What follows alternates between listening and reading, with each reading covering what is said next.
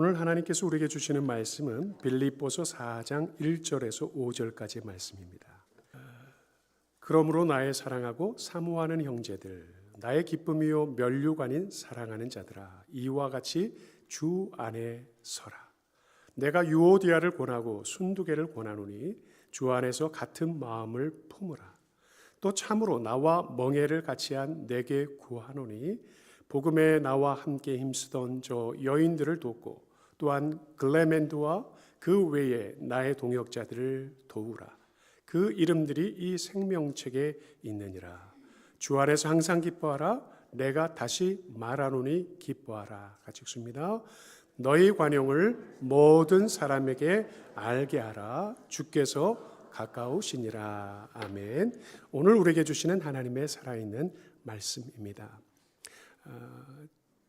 지난 2주간은 요한 사도를 통해서 기쁨학, 주님께서 우리에게 주고 싶어 하시는 그 기쁨이 무엇인지, 어떻게 하면 그 기쁨을 얻는지에 대해서 우리가 말씀을 들었습니다.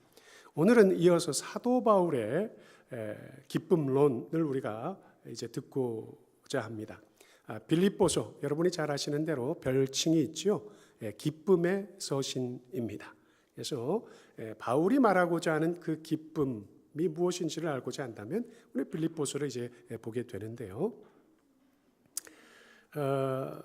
지난 주일 참 행복했습니다. 목회자로서 참 행복했습니다. 정확히 30여 분이 30명이었어요. 카운트 해보니까 30명이 구역 예배에 참석을 하셨습니다. 대단한 숫자죠, 그렇죠? 한 구역도 예외 없이 진지하고 또 몰입하면서 모임을 가지는 것을 제 눈으로 이제 보게 되었습니다. 그리고 한 구역에는 제가 직접 이제 참여를 했는데 갔더니 참관하지 말고 참여하라고 그래서 참관 수업하지 말고 참여하라고 해서 제가 직접 그 멤버가 되어서 함께 그 나눔을 가졌습니다. 우리가 살아있는 교회, The Living Church라는 존 스투트의 책을 통해서 지금 나눔을 갖는데 요즘은 이겁니다. 건강한 교회가 되어야 된다. 우리 육체도 건강해야 되지만 주님의 몸된 교회도 건강해야 된다는 거죠. 머릿말 부분이 가장 어려워요.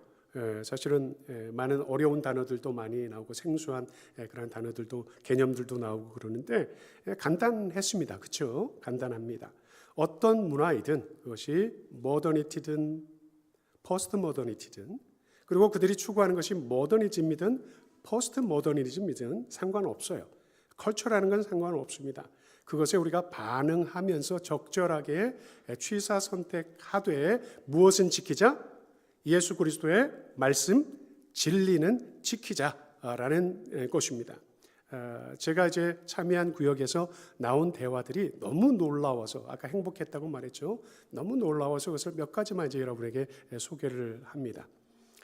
살아있는 교회, 굉장히 추상적인 개념일 수 있겠습니다. 살아있는 교회 무엇일까? 그래서 저에게 이제 단도직입적으로 질문을 했습니다. 목사님이 볼 때 살아있는 교회는 무엇이라고 생각합니까? 예배가 살아있어야 됩니다. 우리가 선교적으로 또 정말 어떤 살아있는 그러한 그 사명들을 감당해야 될 것입니다.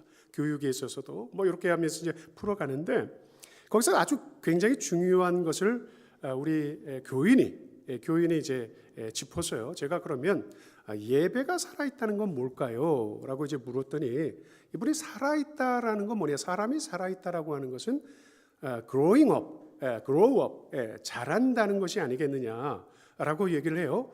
정말 중요한 겁니다. 내가 살아있다고 하면서 뭔가 자라지 않는다. 우리 세포들도 이렇게 분열하면서 자라지 않습니까? 그러니까 우리가 살아있는 거잖아요. 그런데 자라지 않는 교회가 죽은 것 아니겠느냐. 그렇게 이제 이해를 하고 계세요.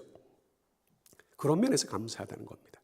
우리 교회가 비록 작지만 제가 이제 벌써 9년째가 됐는데 그때와 지금의 시점을 보면 숫자적으로 뭐 그렇게 크게 뭐 늘다가 우리가 조금 이제 줄기는 했습니다만은 영적으로 자라고 있는 것을 저는 보거든요.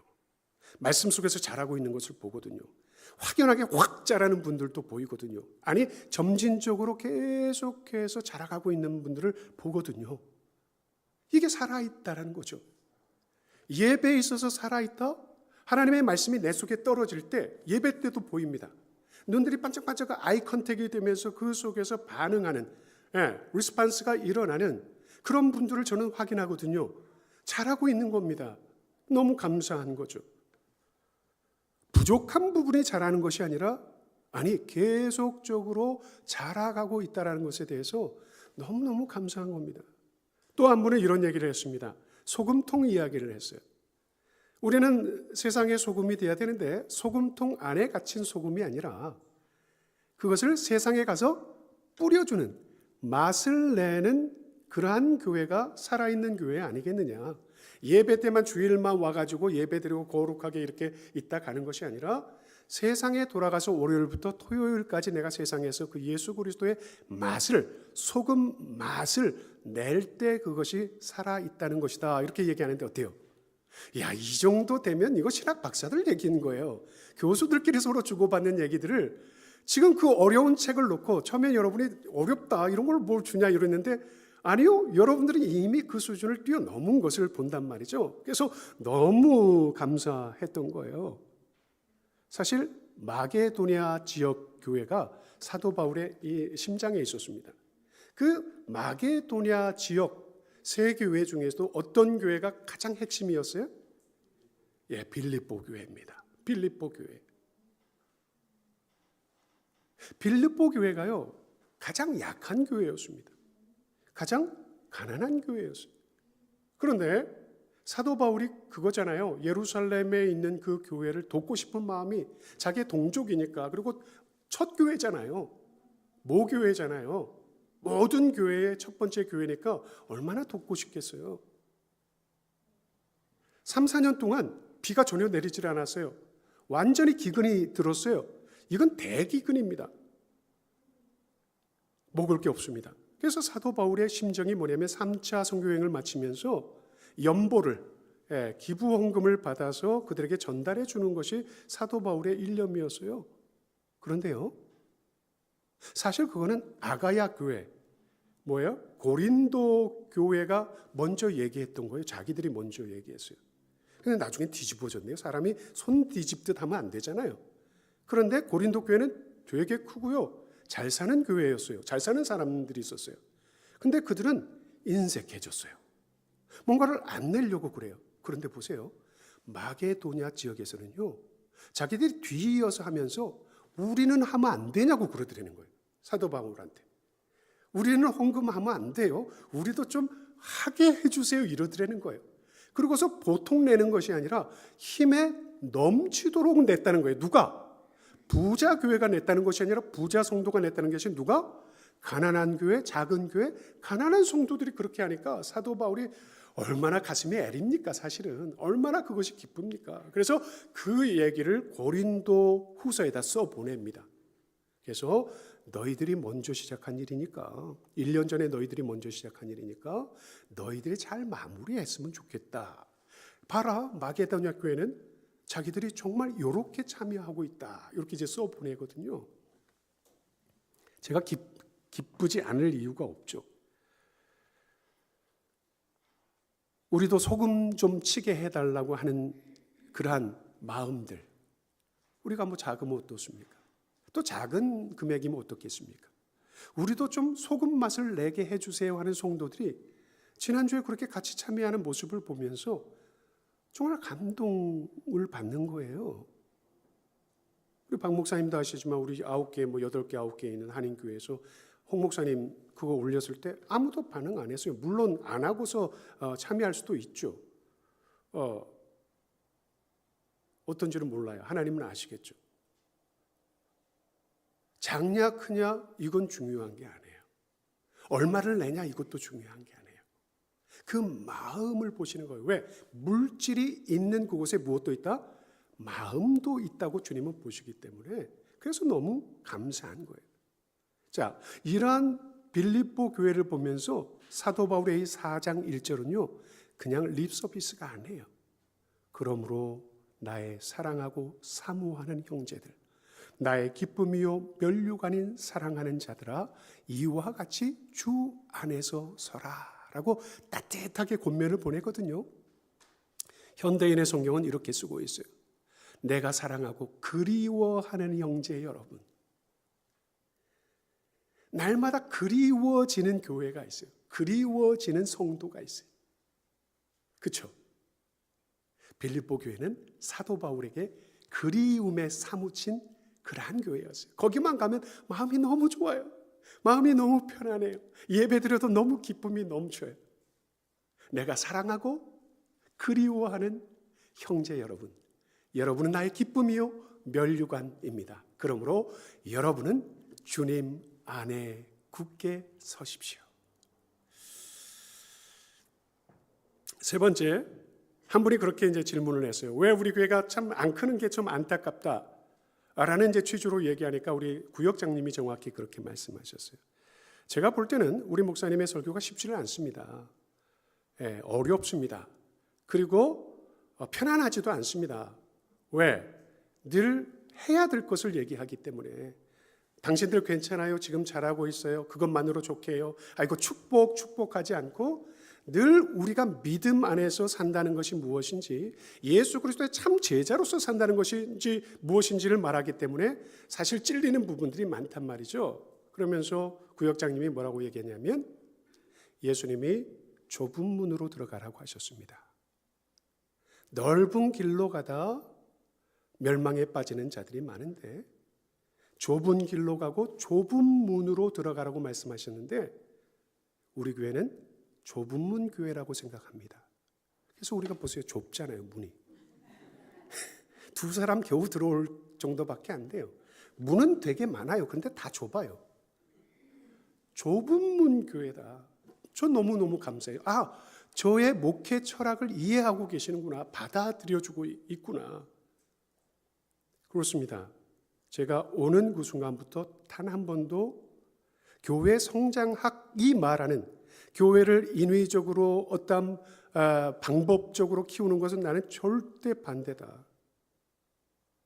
숫자 많아지는 것은 저의 목회 철학에서 1도 없다. 우리가 진짜 예수 그리스도의 제자가 되고 참 그리스도인이 되는 데 목적이 있는 것이지. 왜? 천국은 숫자 100명, 200명, 10,000명 한꺼번에 들어가는 게 아니에요. 그 앞에서 걸러서 누구만 들어가는 겁니까? 한 사람씩 들어가는 거예요. 그 한 사람이 예수님의 참 제자고 정말 믿음의 사람일 때 그는 들어가는 거예요.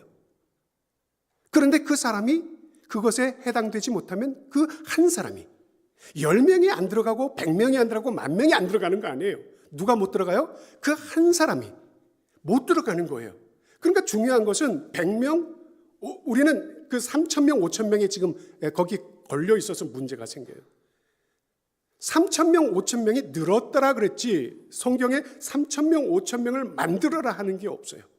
교회를 키워라 하는 게 없어요.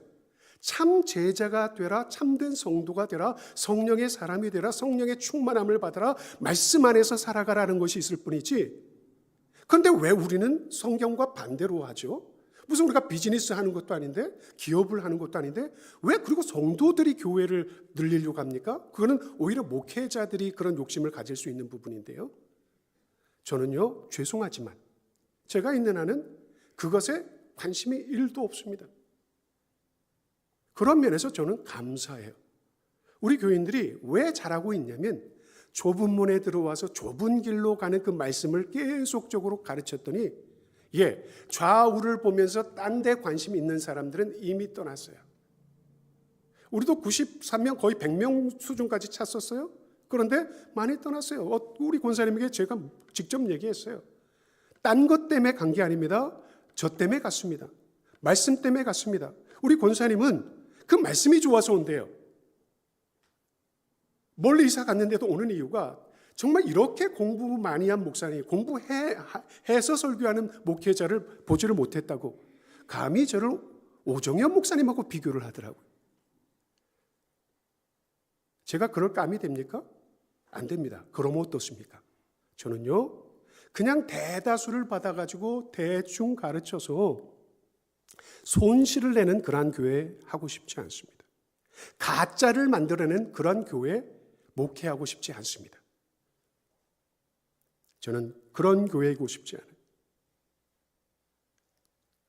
오합지졸인 당나라 군대보다는 일당백인 진짜 특별한 그 군대, 그죠? 특수 부대를 만들고 싶은 게 제 생각입니다.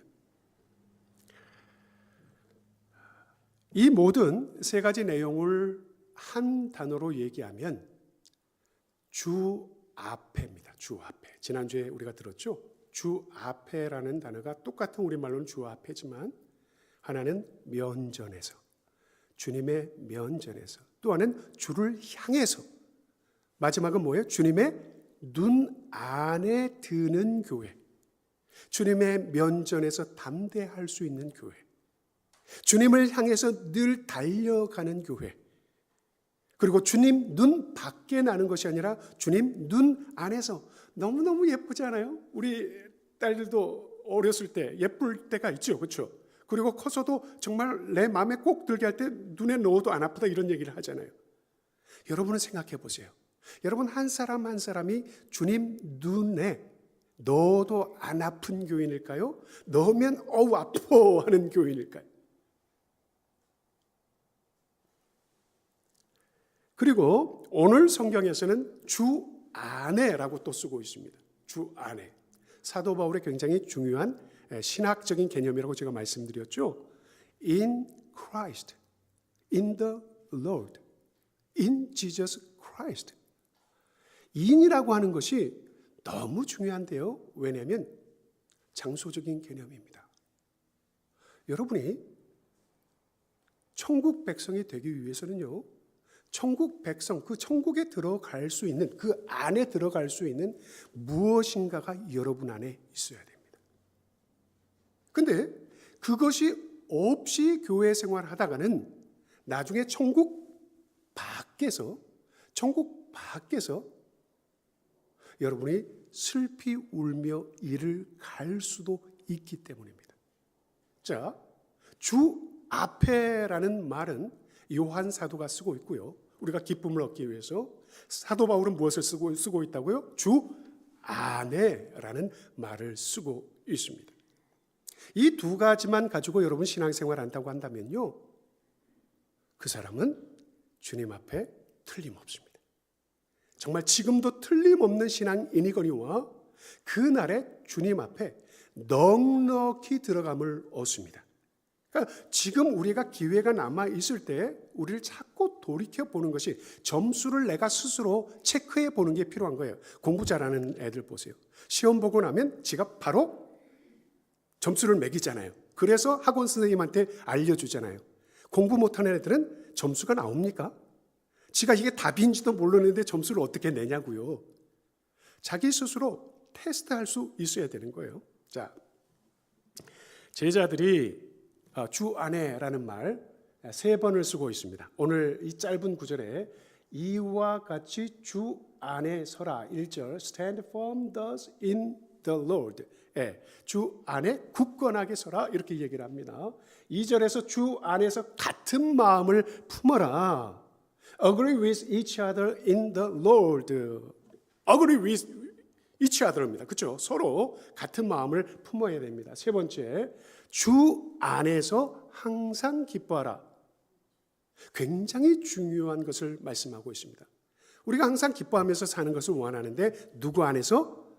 주 안에서. 우리가 항상 기뻐하기 위해서는 누구 안에서? 주 안에 있을 때 가능하다고 말씀합니다. 자, 이 말씀을 이해하기 위해서 두 가지 사례를 제가 들겠습니다. 제자들이 주님 밖으로 나간 사례가, 주님의 눈 밖에 난 사례가 2개가 기록이 되고 있습니다. 마가복음 9장, 얼마 전에 여러분이 아침에 이제 묵상했던 그 부분이 되겠는데요. 마가복음 9장에 2번 영거포 제자들이 주님께 혼날 일을 합니다. 주님 밖에 나가 있었고 주님 앞에 면전에서 혼이 나는 그런 사례가 발생을 합니다. 첫 번째는 제자들의 기분이 썩 좋지를 못했어요. 그들이 어딘가를 갔다 와가지고 주님 앞에 이제 보고를 하는데 얼굴들이 그렇게 편하지를 않아요. 왜냐면 예수님을 따르지 않는 그 제자 무리 밖에 있는 자들이 예수님의 이름을 가지고 장사를 하더라는 거예요. 영적 비즈니스죠. 자, 그 귀신 들리는 자가 왔는데 그들도 누구의 이름으로 내쫓는 걸 봤어요? 예수님의 이름으로 나가라 하고 내쫓는 걸 봤단 말이에요. 그리고 실제로 이제 나가는 걸 보면서 그것이 이제 좀 못마땅한 상태에서 왔어요. 그러고서는 요한이 뭐라고 보고를 했냐면, 요한이 예수께 여짜오되, 선생님, 우리를 따르지 않는 어떤 자가 주의 이름으로 귀신을 내쫓는 것을 우리가 보고 어떻게 해버렸다? 금하였습니다. 금지시켰습니다. 아주 자랑스럽게 이제 얘기를 했단 말입니다. 자, 이것이 주 안에 있는 것인지 주 밖에 있는 것인지 우리가 이제 살펴볼 필요가 있는 거예요. 역사라는 것은 계속 반복이 됩니다. 그래서 평행이론 이런 말을 쓰잖아요. 어떤 일이 예전에 있었던 것이 다시 반복되는 일이 있습니다. 사도 바울이요, 빌립보서 1장을 쓰는데 이와 비슷한 사례가 발생을 했습니다. 로마에서요. 로마의 사도 바울이 복음 전하고 있는데 두 부류로 나누더라는 거예요. 복음을 전하는 그 태도들을 보니까, 마음을 보니까 두 부류로 확연하게 나누어지더라는 거예요. A는 순전한 마음으로, 순수한 마음으로 예수 그리스도의 복음을 전하는 자가 있는가 하면, B는 경쟁심과 시기심으로 복음을 전하더라는 거예요. 여러분도 그런 눈으로 복음 막 열심히 전하는 사람들 보시기 바랍니다. 그러한 교회들도 살펴보시기 바랍니다. 그리고 자기 자신도 보시기 바랍니다. 왜 이 이야기를 빌립보 교회에서 보낼까요? 로마 안에만 해당되는 게 아니란 얘기입니다. 누구도 들어야 된다는 얘기입니까? 빌립보 교회 니네들 안에도 정확히 이 두 부류로 나눠진다는 겁니다. 자, 이 성경을 하나님이 우리에게 주신 이유는 무엇입니까? 이 시대에 우리들도 A 파트가 있는가 하면 B 파트에 해당되는 사람도 있다는 것입니다. 그래 늘상 얘기하는 거예요. 말씀이 말씀되려고 하면요, 나의 이야기로 들려야 되는 거예요. 나에게 말씀하는 걸로 들려야 되는 거예요. 그러니까 어떤 사람들이 이상하게 얘기를 해요. 목사님, 어떻게 알고 나를 찍으려고 그렇게 하셨습니까? 그게 은혜예요. 나에게 그 말씀이 들어왔다는 게 은혜예요. 왜냐하면 목사는 신이 아니에요. 여러분을 다 몰라요. 그렇죠? 그냥 하나님의 말씀을 전했는데 그것이 누구에게 임한 겁니까? 각자에게 임한 거예요. 그것뿐이에요. 그것이 은혜예요. 자, 사도 바울이 이런 모습을 보면서 B 부분을 보면서 심기가 불편한 상황인 거예요. 그렇죠?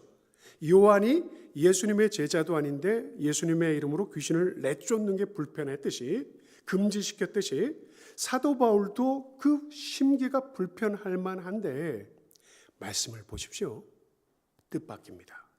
먼저 예수님의 말씀을 봅니다. 금지시켰습니다 라고 했을 때 예수님이 뭐라고 하셨냐면, 가만두어라. 가만두어라. 금하지 말아라. 우리를 반대하지 않는 자는 우리를 위하는 자니라. 지금 내 이름으로 그것을 행사하는 순간에는 나를 비난할 자가 없느니라. 이렇게 말씀합니다. 이 말씀 바로 앞부분에 그러므로 내버려 두어라 이렇게 얘기한단 말이에요. 자, 사도 바울 보십시오. 이 B 부분에 해당하는 사람들 심기를 건드릴 만한데도 뭐라고 쓰고 있냐면, 그러면 무엇이냐? 그러면 어떻단 얘기냐?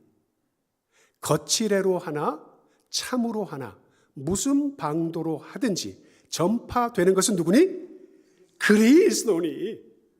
순수한 마음으로 전하나, 경쟁심에서 전하나, 시기심으로 전하나, 전파되고 있는 것은, 선포되고 있는 것은 누구니? 그리스도니. 이로써 나는 기뻐하고 또한 기뻐하리라 이렇게 얘기합니다. 시제가 지금 기뻐하고 또한 기뻐한다. 우리 성경은 그렇게 되어 있지만요, 현대인의 성경을 보세요. 더 정확해집니다. 그러나 그릇된 동기에서든 참된 동기에서든 어쨌든 전파되는 것은 그리스도이므로 내가 기뻐하고 앞으로도 기뻐할 것이다 이렇게 했습니다. 시제가 현재도 기뻐할 뿐 아니라 미래 시제에 있어서도 나는 기쁠 수밖에 없다. 왜냐하면 내 감정이 중요한 게 아니라 내 기준이 중요한 것이 아니라 목적이 누구에게 있어요? 예수님께 있기 때문에 내 안에 갇혀 있는 것이 아니라 누구 안에 있기 때문에 예수 그리스도 안에서 내가 모든 것을 보기 때문에 지금도 기뻐할 수밖에 없고 앞으로도 기뻐할 수밖에 없다. 자, 이것을 우리 교회 생활에 그대로 이제 적용해 봅니다. 그릇된 동기에서 팀 사역을 하는 사역자도 있어요. 참된 동기에서 사역에 동참하는 팀장도 있어요. 그릇된 동기에서 예배에 참여하는 사람도 있고 참된 동기로 예배에 지금 나와 있는 자들도 있는 겁니다. 그릇된 동기로 기도를 하는 사람도 있고 참된 동기로 기도하는 사람도 있습니다. 그렇다 한들 어쨌든 전파되고 어쨌든 기도를 받으시고 어쨌든 예배를 통해서 경배 받으신 분은 누구이기 때문에 그리스도이기 때문에 내가 기뻐하고 앞으로도 기뻐할 것이다. 여기서 굉장히 중요한 것이 왜 우리는 가변적인 수시로 변하는 그런 기쁨을 맛보고 있을까? 한시적인 리미트가 있는 왜 그런 기쁨을 우리는 누리면서 살까? 왜 영속적이지 못할까? 계속되는 그 기쁨이 아닐까? 왜 근원적인 기쁨이 되지 못할까? 교회 생활하면서도 중심이 누구에게 있기 때문입니까? 나에게 있기 때문에. 누구 만족 때문에 하기 때문입니까? 내 만족 때문에.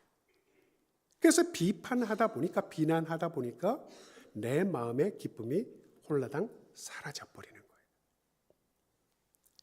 중요한 것은 누구 안에서? 주님 안에서. 주님 안에서. 어떤 심리학자가요, 인터뷰 중에 이렇게 역질문을 해요. 이분은 틀림없이 크리스찬인 것 같아요. 뭐라고 얘기하냐면, 사회자님, 웃는 자와 함께 웃어주는 것과 우는 자와 함께 울어주는 것 중 어떤 게 힘들겠습니까? 심리학자의 얘기예요.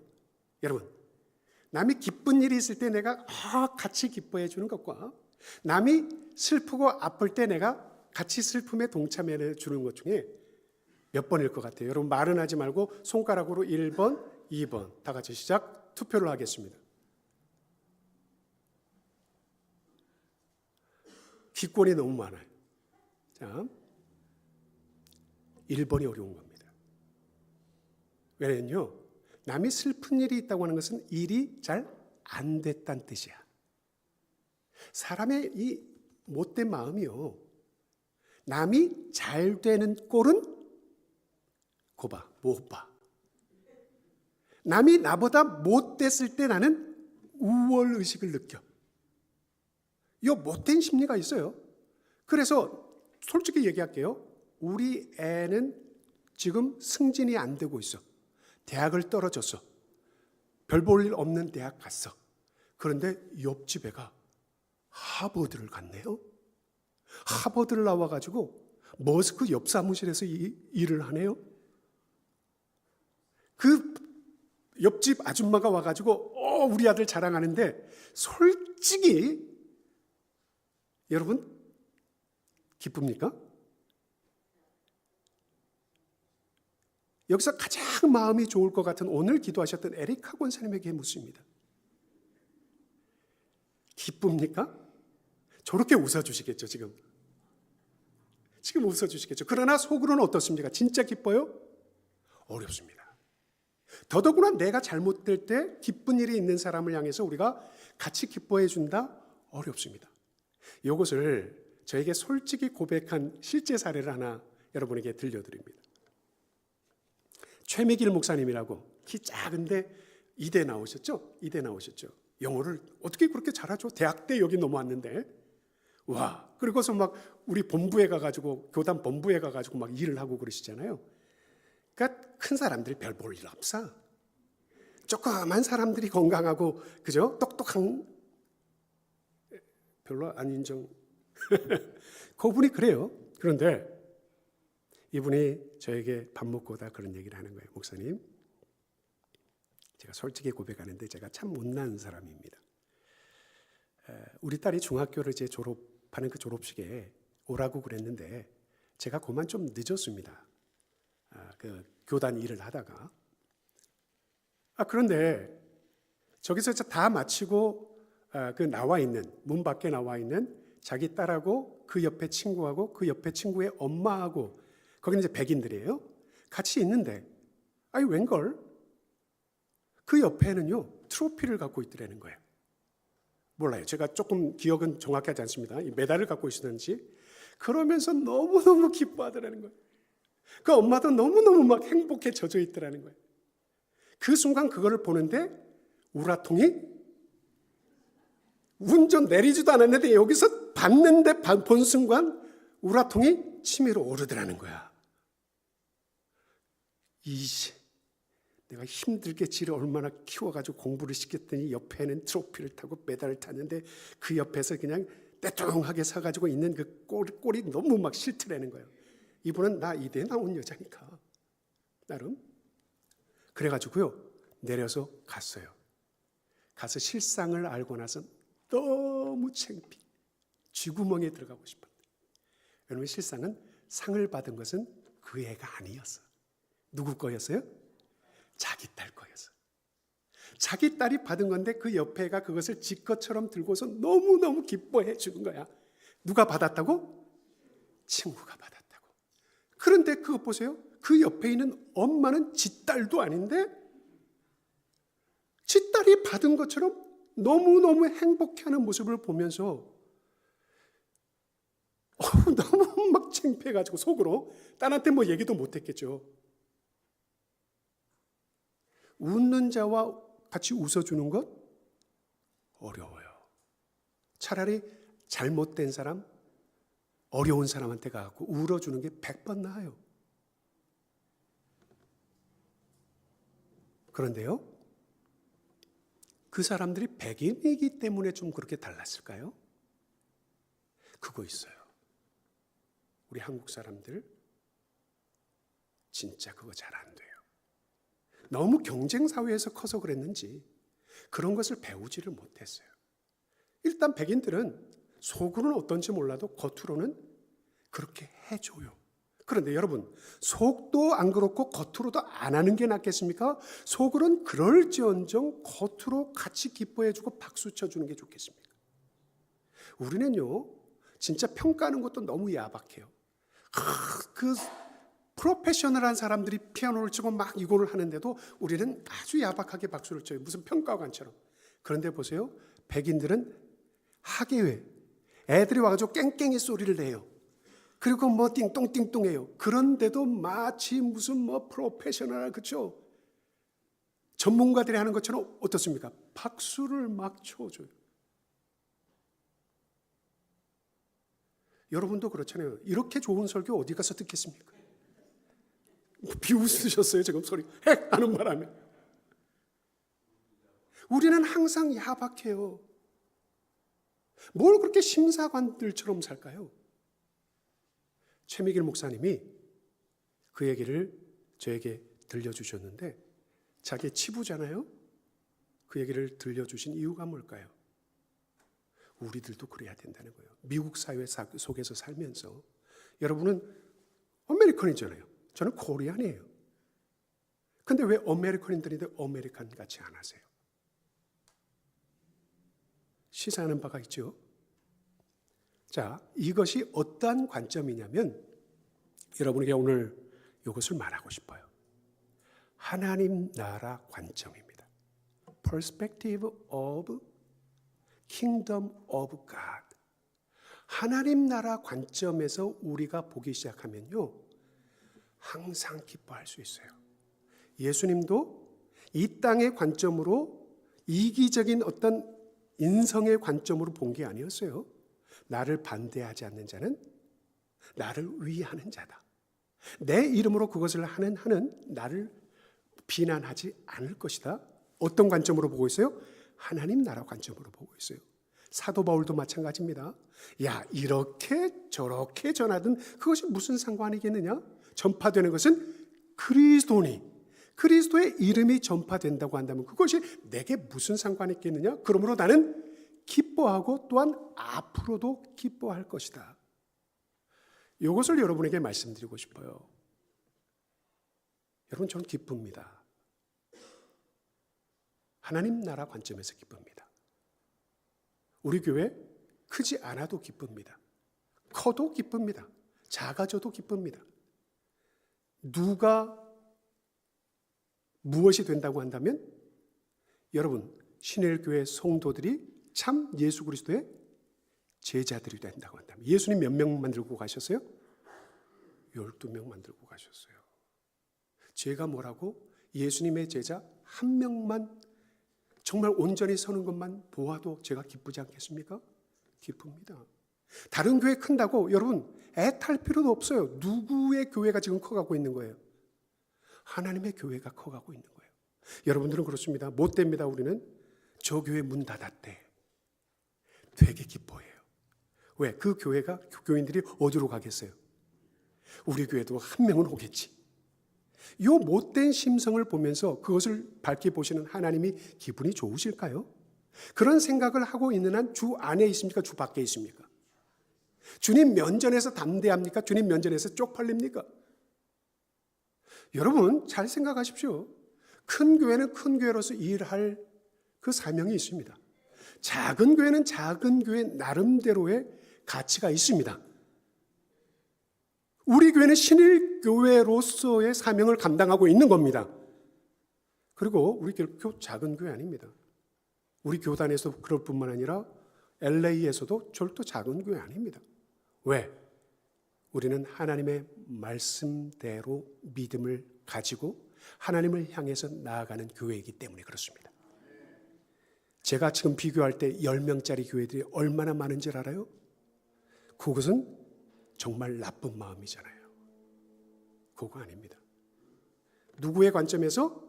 주님의 관점에서, 하나님 나라 관점에서 여러분이 생각을 전환하시면요, 지금도 기쁘거니와 앞으로도 기쁠 수 있습니다.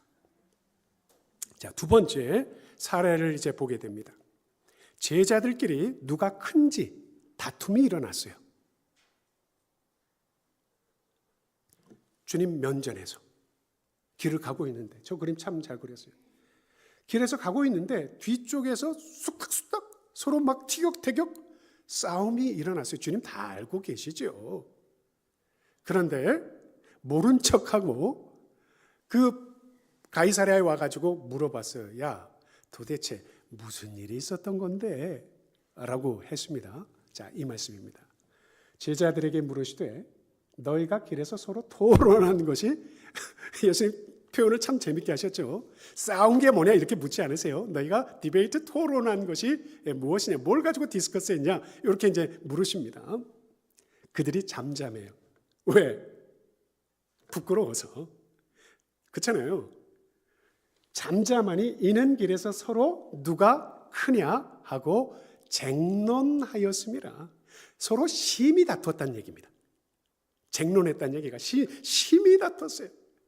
누가 예수님을 위해서 복음을 전할 거야? 누가 예수님을 위해서 정말 함께 십자가를 질 거야? 누가 예수님의 나라를 위해서 헌신할 거야? 이것 가지고 다툰 것이 아니라 무엇 가지고? 누가 크냐? 누가 잘났냐? 이것 가지고 다퉜다는 거예요. 주님이 그날 화를 내셨습니다. 어린아이들을 갑자기 데려다 놓고 얘기해서 배워. 굉장히 부끄러운 얘기입니다. 우리로 하자면 장로님들이 서로 다퉜어요. 그런데 우리 이한이를 데려다가 얘기해서 배우세요. 이렇게 했어요. 얼마나 화딱지 나겠어요. 주님이 그렇게 하셨어요. 그것만으로 끝난 게 아니에요. 지옥이란 얘기를 하셨습니다. 이 일, 두 번의 일 연거푼 다음에 주님이 뭘 얘기를 하냐면 지옥이란 얘기를 했습니다. 그리고 지옥 불이란 얘기를 했습니다. 그리고 지옥 불에 소금 치듯 하리라 이런 얘기를 합니다. 여러분 요리하면서 불에다가 뜨겁게 달구어진 그 용에다 소금 쳐보셨어요? 어떻게 반응합니까? 톡톡톡 튀잖아요. 이건 시각적인 거예요. 예수님이 니네들 내 제자라고 하면서 누가 크냐고 지금 싸우고 있고 남이 내 이름으로 귀신 내쫓는다고 해서 그게 불화통이 나가지고 굶주시키고 왔지. 니네 자격 없어. 니네 불지옥 구덩이에 떨어질 수도 있어. 무엇처럼?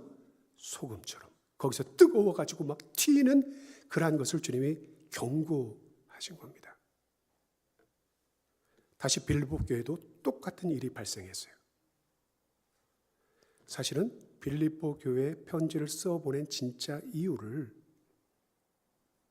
주님은 이 두 사람 4장에서 밝힙니다. 사도 바울은 누구와 누구 때문에요?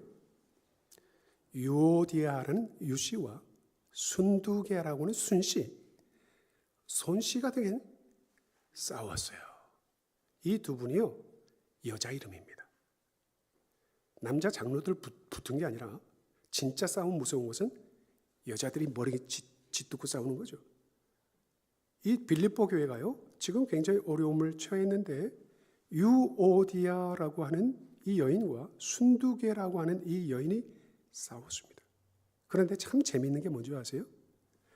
유오디아, 순두계라고 하는 이름 뜻입니다. 이게 메시지예요. 성경에는 다 메시지가 들어있습니다. 자, 눌러주세요. 이게 그 이름 헬라어입니다. 유오디아 밑에가 순두계입니다. 뜻이 뭐냐면요. 참 재밌습니다. 유오디아 뜻은 연합하다. 아니 유익하다. 그리고 행복하다라는 뜻입니다. 유익하다, 행복하다. 얼마나 좋아요. 자, 순두계는 무슨 뜻이냐면 연합하다, 함께하다라는 뜻입니다. 자, 어떻게 하면 우리가 행복할 수 있을까? 연합하면 유익하고 함께하면 행복하다. 이 두 사람이 정확히 하나가 되는 순간 그 교회는 어떻게 돼요? 주님 안에서 기뻐할 수 있다라는 것을 이 사도 바울은 써보낸 겁니다. 그래서 사도 바울이 같은 마음을 품고라고 쓰고 있습니다. 어떤 마음? 같은 마음. 여러분, 한 이불 덮고 자는 부부도 같지 않아요.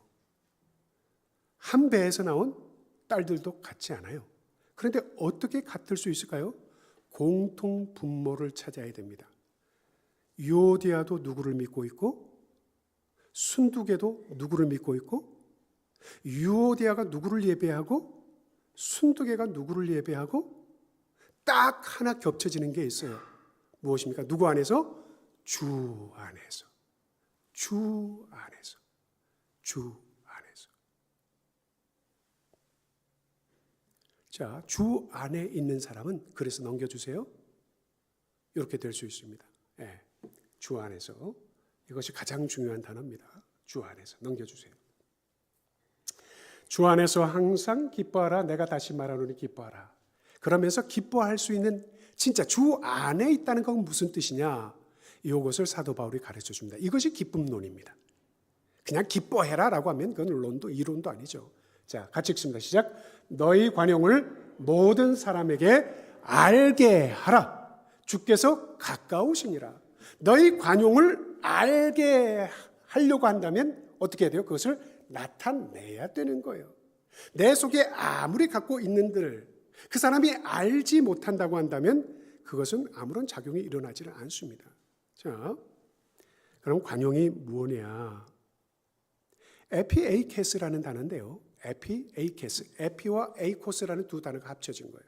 에피라고 하는 것은 뭐냐면 upon, fitting이라는 뜻입니다. 그 다음에 에이코스라고 하는 것은 fair, 공정하다, fair, reasonable, likely, 뭐 이런 뜻을 갖고 있는 겁니다. 이 두 개가 합쳐져서요. 자, 관용이라고 하는 것은 무엇이냐면 우리 성경은 그래서 관대합니다. 너그러움이다. 그러니까 다른 사람들 앞에 타당할 만한 것을 합리적인 것으로 대해라, 이런 뜻을 갖고 있습니다. 사도 바울의 삶이 그것을 보여줍니다. 자, 볼게요. 하나하나 이제 그림으로 봅시다. 이것만 보고 마치겠습니다. 이 그림이요, 50년대 초반의 사도 바울의 모습입니다. 왼쪽에, 자, 지금 굉장히 눈치 보고 있는 사람이 누구냐면 요한 마가입니다. 1차 선교여행 갔다가 힘들다고 헬퍼로 갔다가 도망왔습니다. 이 젊은 친구가 마가복음을 쓴 마가예요. 그리고 왼쪽에 지금 한참 설명하고 있는 사람은 누구겠습니까? 바나바입니다. 얘 좀 같이 데리고 가자. 사람이 한 번 실수도 있고 할 수도 있지. 애가 그럴 수도 있지. 라고 하는데 보십시오. 잘 보이지는 않겠지만 얼굴빛이 완전히 굳어 있습니다. 그리고 눈이 찢어져 있습니다. 못마땅합니다. 싸움꾼 고집쟁이였습니다. 진짜 고집쟁이였어요. 한 번 아니면 안 돼. 자기가 무슨 하나님도 뜻을 변개하는데, 이런 사람 하나님이 똑같이 대하십니다. 한 번 안 되면 안 돼. 저거 사람 안 바뀌어. 검은 머리 짐승 드리는 게 아니야. 하나님이 한 번이라도 우리에게 그렇게 대하셨습니까? 하나님도 뜻을 돌이키시는데, 사도 바울이 그랬던 사람입니다. 그런데 10년이 지납니다. 62년, 63년경에 사도 바울은 이와 같습니다. 온화하죠. 온유하죠. 그리고 중재자가 되어 있습니다. 모더레이터가 되어 있습니다. 싸우는 순두개와 유오디아에게 같은 마음을 품으세요. 주님 안에서 너의 관대함을 보이세요. 그렇다고 한다면 해결되지 않을 문제는 없습니다.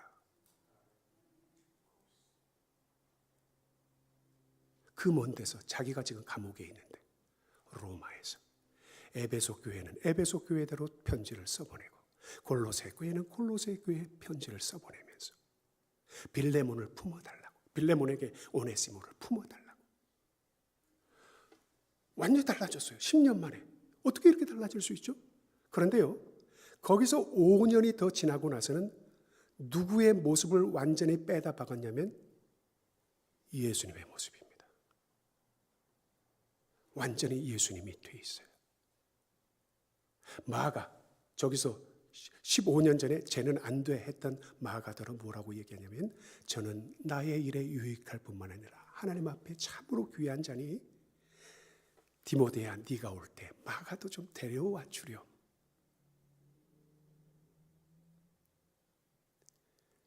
모든 사람에게 무엇을 알려주고 있습니까? 관대함을 알려주고 있어요.